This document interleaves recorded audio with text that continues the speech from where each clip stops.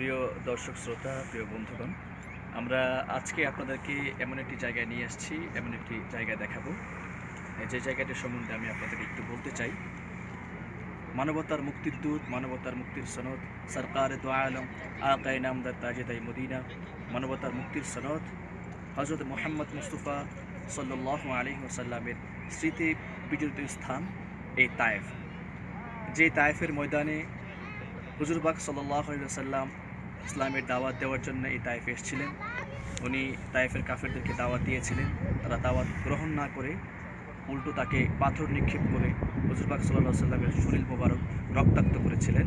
সেই তায়েফের ময়দানে আমি এখন অবস্থান করছি।